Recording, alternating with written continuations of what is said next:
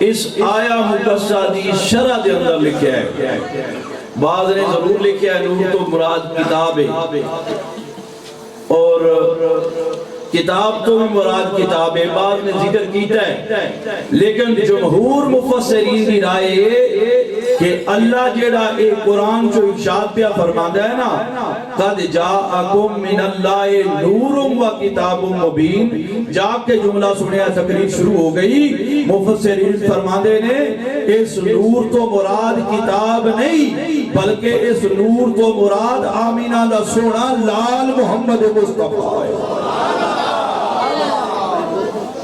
صلی اللہ علیہ وآلہ وسلم۔ تو دوستو مفسرین دے اقوال تو پتہ چلیا، مفسرین فرماتے ہیں قد جاءکم من اللہ نور، اے نور محمد صلی اللہ علیہ وسلم، فرماتے ہیں دنیا والیو اللہ جیڑا قرآن سے پہ اعلان کرتا ہے تو آڈے کو نور آ گیا، اس نور تو نہ قرآن مراد ہے نہ کوئی اور کتاب مراد ہے، مالک مفسرین اہل علم انہیں تو کی مراد ہے، فرمایا اس تو مراد محمد مصطفیٰ دا نور، اس تو مراد کیے میرے نبی آقا کریم صلی اللہ علیہ وسلم دا، ذرا بولے اس تو مراد کیے میرے نبی صلی اللہ علیہ وسلم دا نور۔ تو دوستو اس سے گالے دا پتہ نبی پاک علیہ السلام دے فرمان تو بھی لگتا ہے کہ میرے نبی نے خود فرمایا، پہلی گالے ذہن دے اندر رکھ لو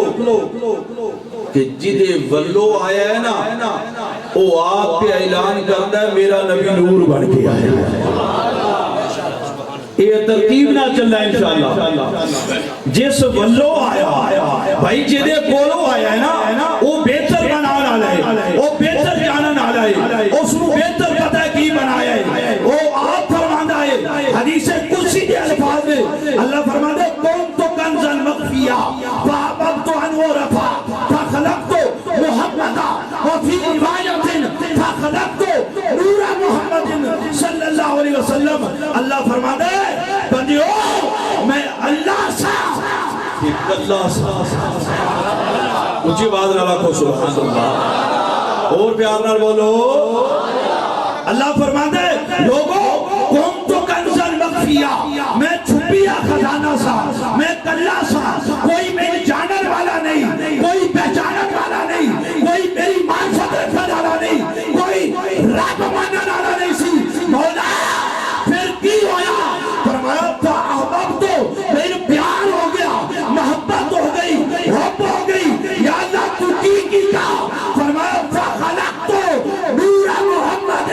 فرمایا میں اپنے یار محمد دے نور، تکبیر رسالہ